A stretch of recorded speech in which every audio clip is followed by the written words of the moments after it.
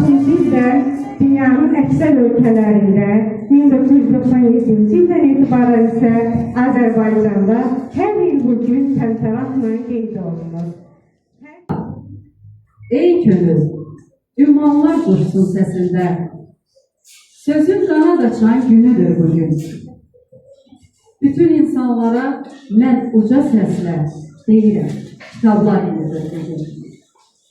Bayramın mübarək kitabım mənim, zəfərlər, hünərlər izləyir səni. Şöhrətin ən uca zirvəsindəsən, hələ çox hünərlər gözləyir səni. Gəlibdir bizlərə qonaqlar bugün. Dinlə ürəyimin tellərini sən, gül çiçək səpilsə yollara bugün. Necə də şirindir dillərin sənin. Sözlərin layla tək qəlbimə düşdü. Xəyal qanadlandı, sanki bir quşdur. Yazılmış hər kəlmə mənə tanışdır. Çünki məhsulusan həyatın. Belə deyib, anasıyla halallaşdı Xudayar, öpdü üz gözündən, sağollaşdı Xudayar. O vaxtdan yastığı daş oldu, yorganı da qar. Döyüşdən döyüşə getdi Xudayar. Həm də gözəl səsi var idi axı, mahnıyla qəlbləri o fəth edirdi. Döyüş yoldaşlarına bəxş eləyirdi sevinç. Düşməni əzib edirdi gülünc, özünə dumanda xeymə qururdu. Düşmənin belini ovub qırırdı. Hey, mahnı oxuyurdu Xudayar. Başımda durdu, dumandan özüme birine durdu.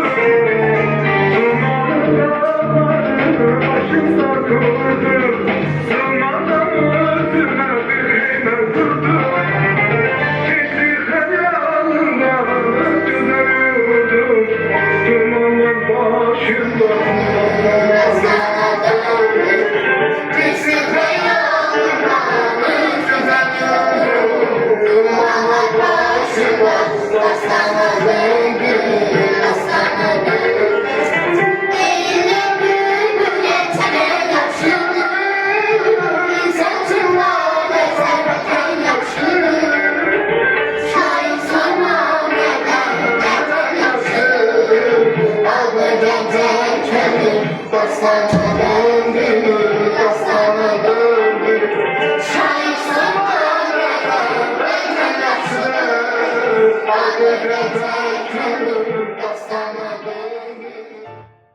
Mehriban Ağayeva'ya ait olan Fəridənin yalanı hekayəsinə. Bir tənbəl qız var idi. Adı Fəridə olan bu qız birinci sinifdə oxuyurdu. Dərslərini oxumaqda tənbəllik edir, hər tapşırıqların yarısında üz-gözlü turşudu deyilirdi. Deyəcə mənə dərs oxu deməsinlər, deyən könülsüz düşünürdü. Bir gün onun anasının ucadan səsi gəldi. Fəridə, get dərslərini oxu. Ay ana, oxuyasın da, qoy biraz oynayım. Bayaqdan oynayırsan, sonra yorulub deyəcəksən ki, yatıram. Ana, bəsdir də. Bu söhbətlər hər gün Fəridəgildə baş verirdi. Fəridə isə hər gün dərslərindən dörd alırdı. O dördlərdə anasının gücünə idi. Anası Fəridəni güc bala ilə oxudurdu. Artıq onu danlamaqdan yorulmuşdu. Bir gün onun ucadan səsi gəldi. Bəsdir oynadın, keç yan otaqda dərslərini oxu. Fəridə yan otağa keçdi. Dərs stolunda oturub gündəliyini açdı. Sabahki dərslərə könülsüz nəzər saldı. Müəllimə payız haqqında gözəl bir şeir vermişdi. Bu qədər şeiri kim öyrənəcək? Deyə düşünürdü. Hansı kitabı o yana bu yana vərəqlədikdən sonra onun ağlına bir fikir gəldi. Ağlıma bir fikir gəldi. Ən yaxşısı mən bu kitabın vərəqini cırıb, anama da deyərəm ki, kitab köhnəydi, vərəqi cırıblar. Necə düşünmüşsə elə də etdi. Fəridə vərəqi cırıb işdən bəyə yorğan döşəklərin arasına qoydu.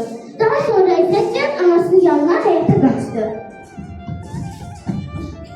Ana, mənimə şeir vermişdi, amma ki, mən də o vərəq cırılıb. Ana həyəcanla. Necə yəni? Cırılıb da, görmürsən, köhnədir. Hansı vicdansız bu kitabı cırıb? Onda get qonşu günüdən kitabı al gəl. Necə alıb? Bəs o da dərs oxumalıdır axı. Heç verək. Yox, Fəridə, sən dərs öyrənməmək üçün bəhanə axtarırsan. Elə bu vaxt küçə darvazasının qapısı açıldı.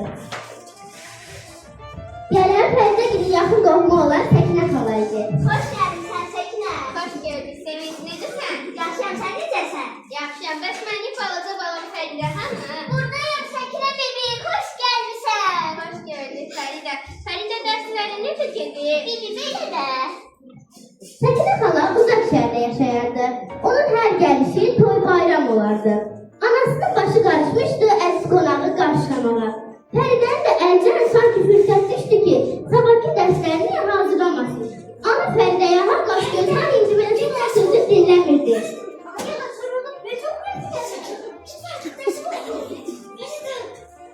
Fəridə ananı dinləmirdi. Sonra isə əlayət çöküləndən sonra ana keçdi ki, yan otağa gələn qonaq üçün gözəl bir yer salsın. Ana təzəcə ilə qırmızı içək yüzü yorğanı götürmüşdü ki, yerə sərsin. Onun arasından bir vərək düşüb yerə düşdü. Ana cəld o vərəqi götürüb ona baxdı. Nə? Hangi şeydir? Daha sonra isə cəld Fəridəni çağırdı. Fəridə, Fəridə! Gəlirəm ana, nə olub? Fəridə ananın titrək əllərində cırdığı kitabı və vərəqi görüb dik atıldı. Sən bunu hardan tutmusan? Deməli mənə yalan dedin Fəridə, kitabı sən cırmısan. Ailə üzvləri hamısı Fəridəyə təəccüblə baxırdı. O isə gah cırdığı vərəqə, gah da anasına baxıb çox üzülürdü. Ana, bağışla məni, bir də etməyəcəm, üzr istəyirəm. Dostlar, mən sizdən də üzr istəyirəm. Mən bir də kitabı vərəqi cırmayacam, tənbəllik etməyəcəm. Hamınızdan üzr istəyirəm.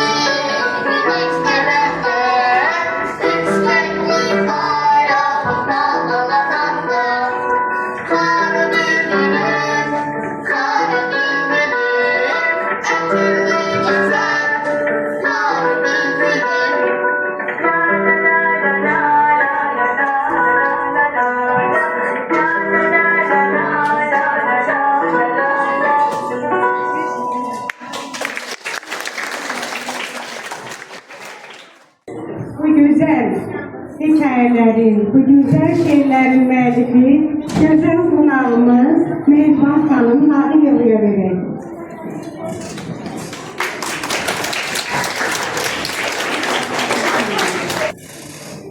Ne diyeceğimi bilmirəm, həqiqətən. O qədər sevindirirsiniz ki, mən də bu uşaqlar yazıram. İstəyirəm ki, uşaqlar maliklənsin. İstəyirəm uşaqlara vətənpərvərliyi bax bu cür aşılayım.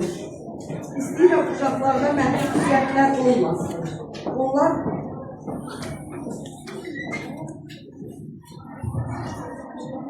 İstəyirəm uşaqlar bax belə vətənpərvər böyüsünlər. Mənim də vətənim işğaldaydı. Zəngilanlıyam mən. Deməli, bu vətən şeirləri məndə həqiqətən o qədər istən, o qədər gözəl alır və tədbirlər də həmişə bax belə şeirləri dinləyəndə göz yaşlarıma hakim ola bilmirəm. İndi də bax belə oldu. Çox təşəkkür edirəm. Bu uşaqların müəllimlərinə təşəkkür edirəm. Belə gözəl hazırlıq. Safra xanıma, bu məktəbin rəhbərliyinə çox təşəkkür edirəm.